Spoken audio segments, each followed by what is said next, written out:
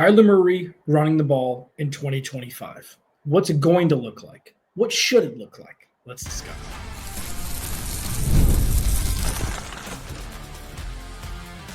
You are Locked On Cardinals, your daily Arizona Cardinals podcast. Part of the Locked On Podcast Network, your team every day. Locked On Cardinals, Alex Clancy here. Follow me on Twitter, Clancy's Corner. Follow the podcast at Locked On AZ Cards. Thank you for making Locked On Cardinals your first listen, free wherever you get your podcast, and on YouTube, part of the Locked On Podcast Network, your team every day. 15 years in sports media in Phoenix, 9th year hosting this lovely podcast.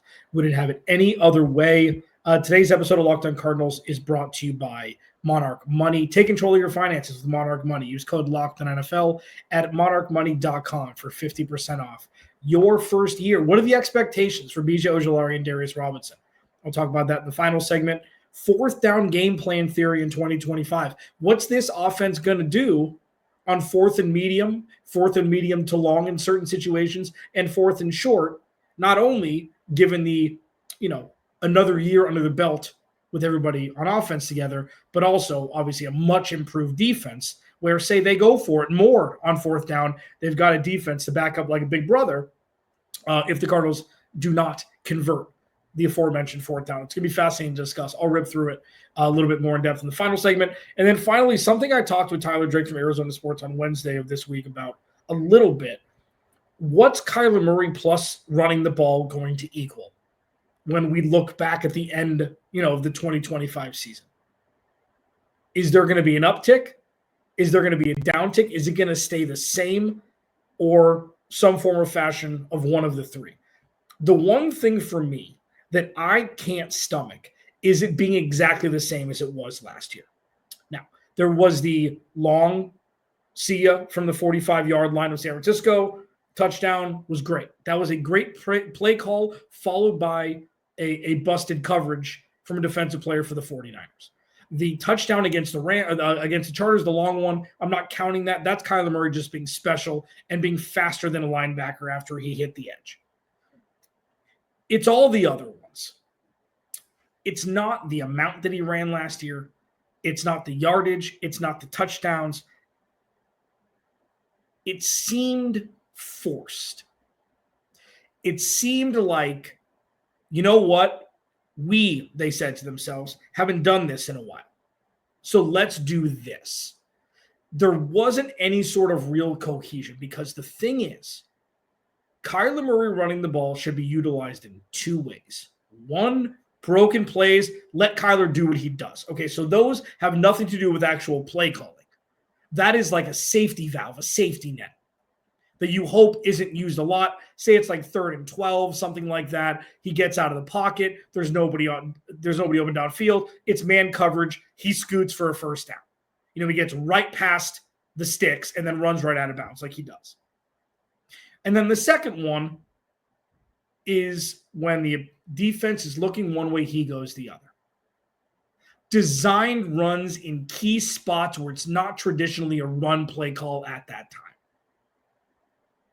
And you can even group in the RPOs where he doesn't just hammer it into James Conner's gut and he keeps it, tries to beat the edge rusher, on the opposite side, whether it be to the right or the left, for chunk yardage. The one thing that can't happen in 2025 is forced quarterback runs because you haven't seen it in a while. It's just peppered in.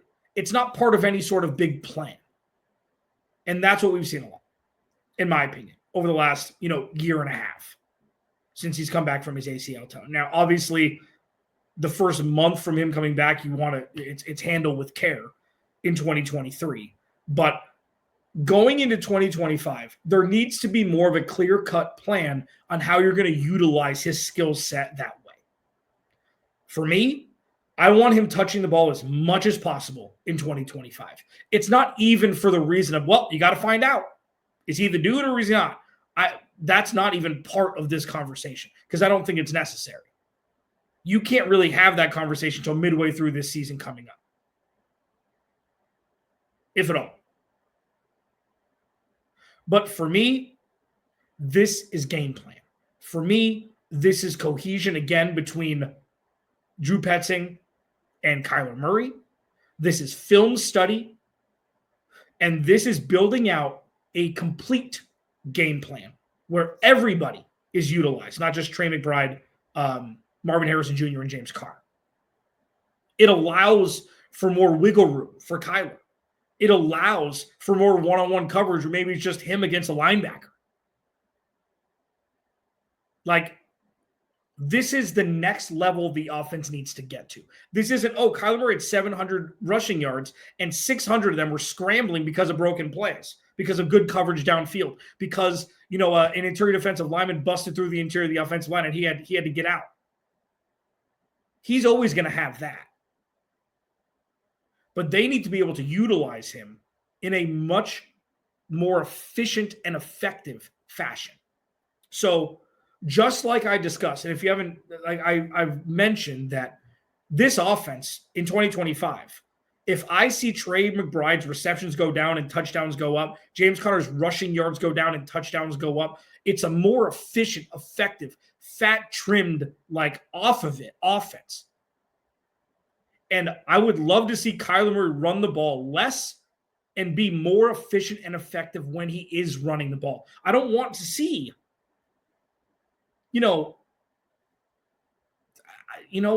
200 rush attempts. It's that's not what you want.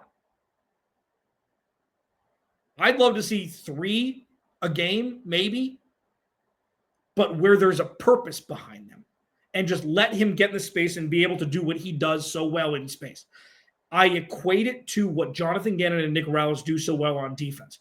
Putting dudes in a situation, circumstantial, 3rd and long, 3rd and short, 2nd and medium, whatever it is or whatever player it is, put them in a position to be the most effective at their skill set. And I don't think Drew Petzing and Kyler Murray have figured that out quite yet. And yeah, their time is ticking. I mean, it's ticking. But when you're watching the games, it's that didn't make any sense. Why would you run a quarterback, a quarterback off tackle or quarterback speed, whatever it is, that is only going to gain 3 yards because of the configuration of the defense on that play? It's you don't want Kyler Murray to gain 3 yards on a design run. It's just you don't want to dump down to Trey McBride on 1st and 10 because you're going to get 5 yards when there's an opportunity to get a large chunk gain on the other side of the field when everybody's looking at Trey McBride and Marvin Harrison Jr. It's this is the next level thinking this offense needs to get to. And they can. But the wrinkling in of what Kyler Murray needs to do in 2025 on the ground, whatever it is, it doesn't have to be volume. It doesn't have to be carries. It has to be the timing of which they're calling design runs for him. We saw it with Josh Dobbs. And it wasn't Josh Dobbs ran over somebody because he's bigger and stronger and not as necessarily fast. No. He was in space. It was warm-up drills. And Drew Petzing and Kyler Murray need to figure out what plays they can leverage after lulling opposing defenses to sleep by their traditional run game, play action, pass attack, whatever it is. There's got to be that next level. Ace up your sleeve that you can utilize every game once, twice, if nothing else, to keep opposing defenses honest. Locked On Cardinals, your team every day. What's the 4th down game plan going into 2025? I'll discuss it next. This episode of Locked On Cardinals is brought to you by our friends over at Monarch Money. So, listen. Finances are tough, man. Have you ever checked your bank account and wonder where'd all my money go between dining out, online shopping, entertainment? It's easy to lose track, and that's where Monarch Money comes in. Your personal CFO, giving you full visibility and control over your finances. And Monarch Money isn't just a budgeting app. It's a complete financial command center. You can track all your accounts, investments, and spending in one place. So you just stop managing your money and start building wealth. They've got, in this day and age, we want just one spot for everything. And they've got that all-in-one convenience with Monarch Money and the app. Instead of juggling multiple apps, you can use Monarch to check your finances, track spending, and even plan long-term goals all in one place, man. Take control of your finances with Monarch Money. Use code LOCKEDONNFL at monarchmoney.com for 50% off your first year. That's monarchmoney.com. Code LOCKEDONNFL for half off your first year. Please go to the YouTube channel, search Locked On Arizona Cardinals. Hit that subscribe button, man. Turn notifications on. I don't know what I'm more excited for in 2025, the offense or the defense. I'm like moving away from like, 40 points is awesome, but giving up 18 a game is sexier. And I think the defense is positioned as such, roster-wise, to be able to do that. Now, if the Cardinals can put up a 30-burger and give up less than 20, we're going to be talking a lot of different things that we haven't experienced since really 2015. 2021 was Fugazi. It was a Ponzi scheme.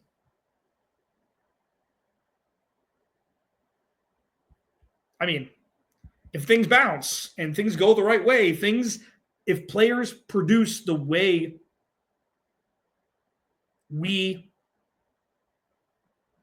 as in media members, fans, the team thinks, it could be a scary bunch. 1 to 22 starters on game days. Fourth down game plan. So I talked about this last year, and every day you'll know this. Talked about this last year, but it was under a different guise. The defense played out of their shoes compared to what we expected. And it wasn't perfect, okay? It wasn't perfect. They were top 15, which if I asked everybody on the planet who's an Arizona Cardinals fan, media member, anybody that knew anything about the team, would you expect the Cardinals defense to be top 15 or bottom 15? 95% would say bottom 15. But going into the season, you're like, okay, the best defense the Cardinals have is their run game. Okay, that was one of the things that I discussed. And also, I brought up fourth down. It's like, okay, so say it's 4th and 5 from the 50. With the defense, talent-wise, that we saw, roster-wise, last year going into the season, it's like, what benefits the team more? Going for it more, you get the opportunity to convert, keep the offense on the field, or are you trying to play, the coffin corner, punting the ball, and giving your undermanned defense, talent-wise, the best opportunity to succeed and get a 3-and-out deep in opposition's territory. And I think it was a grab bag. Like, dude, they went for it on 4th and whatever on their 20-something against Carolina. Like, I think that last year was a big eye-opening experience for Jonathan Gannon regarding this specifically. It wasn't perfect by any stretch. There were some head scratchers on going for it or punting it. I think because he hadn't experienced that really at all as a head coach. These are human beings. He hadn't experienced that. 2023 was a throwaway. Now, this is like, just like Kyler Murray and the offense needs to elevate to that next level thinking, the critical thinking where it's like, okay, it's not just run the ball, pass the ball. It's like, okay, how can you put your quarterback in the best position to succeed while running the ball? It's not about the numbers. It's not about the attempts. It's about the timing of everything. Some of the same. Say it's 4th and 6 from the 49, either side. Cardinals are up 3, whatever it is. It's a normal flow, normal score, up 3, down 3, whatever it is. Up 7, down 7, whatever it is.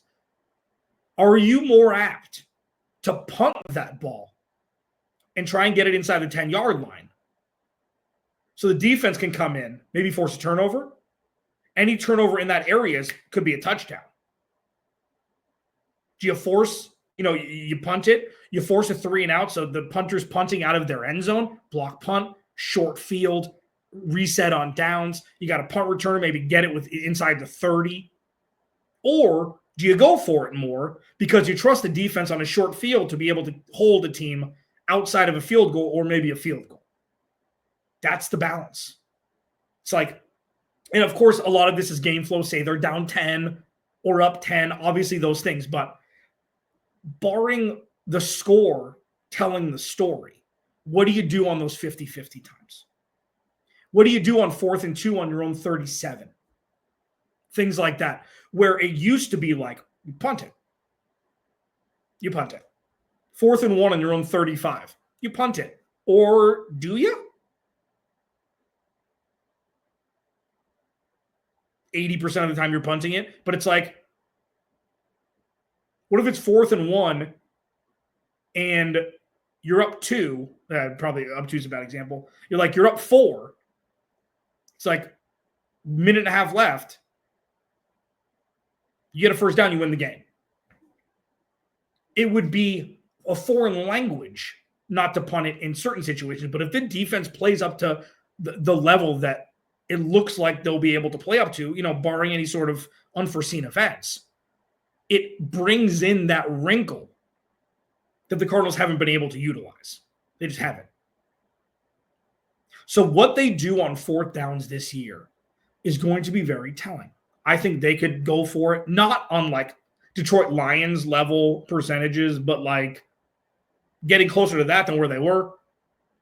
Jonathan Gannon did go for it on 4th down a lot last year. And you had the Clayton Tune experiment on short yardage. At least now, Kyler Murray's not going to be there on short yardage. Like a brotherly shove kind of thing. Jacoby Brissett's big. He could do it. So you have that. I'm sure the packages are already been written out. They're already getting worked in. What they do on 4th down next year and their not only the decision-making on to go or not to go, but also their efficiency in actually converting on 4th downs, that could be the difference between a playoff run and not making the playoffs. I'm not saying it's the only thing. Obviously, there's myriad things, myriad caveats, differentiating between the two outcomes. But if you tell me the Cardinals converted 70% of their 4th downs, 80% of their 4th downs, I'd say that they could be winning the NFC West, could be winning a playoff game or two. That is a massive metric in this day and age. It's a massive metric. And the Cardinals are behind the curve a little bit because Kyler Murray's 5'10". They don't have Josh Allen. They don't have Joe Burrow. They don't have Lamar Jackson, who's 6'3". Doesn't matter. You got Jacoby Brissett. You've got ways to figure it out. But the direct correlative between the defense getting stronger and what the Cardinals do on offense on 4th down is going to be fascinating to see in 2025. I don't care if it's a go for it on the other side of the 50, 4th and 5 and in. If they go for it every time, fine. If it's pick and choose, obviously this is a blowout notwithstanding, or, I'm talking about in tight games. It's like, is the defense going to be good enough to bail out offense if they go for it on 4th and 8 on the opposing team's 42 instead of punting and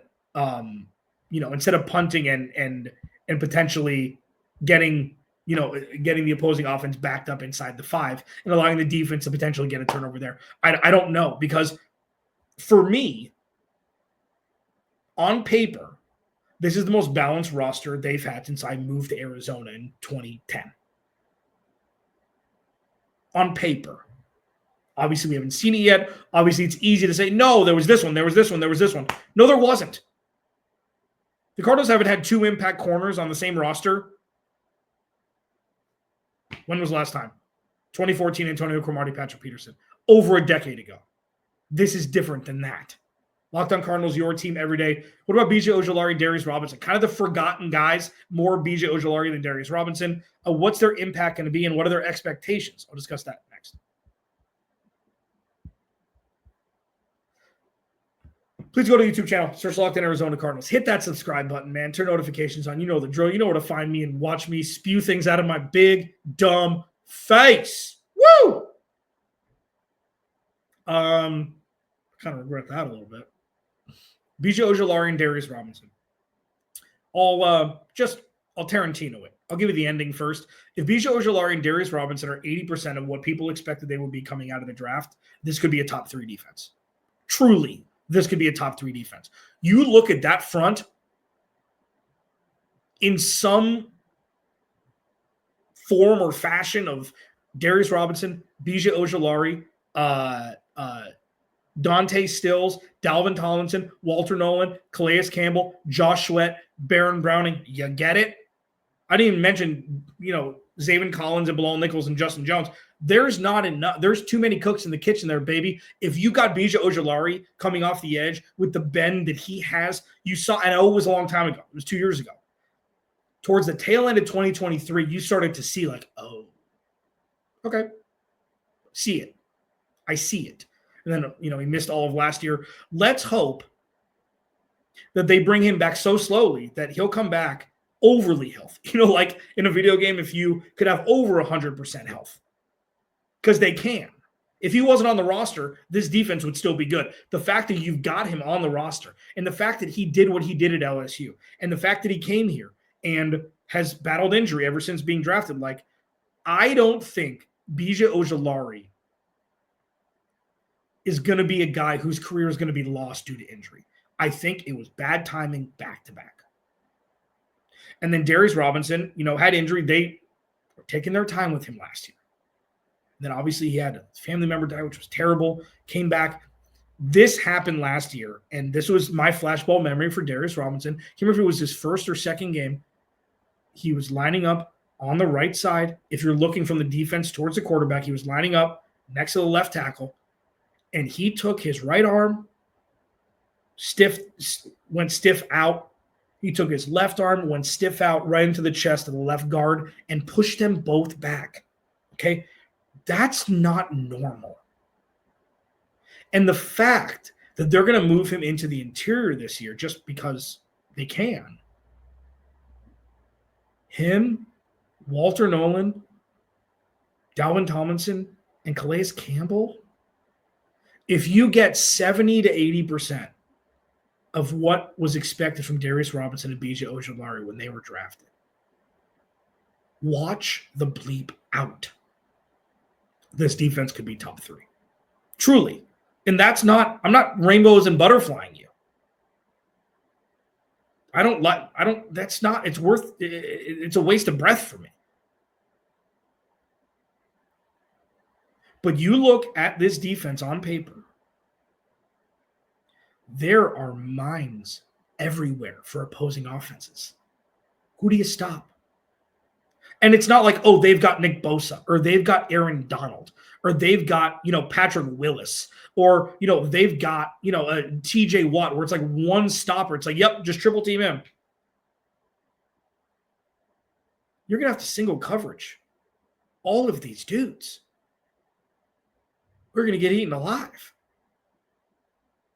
Who do you stop? It's going to be so fun. And you know what? You hope, it's just the icing on the cake. If Bija Ojalari, especially, can come out from, the injury dead and make an impact on game days, it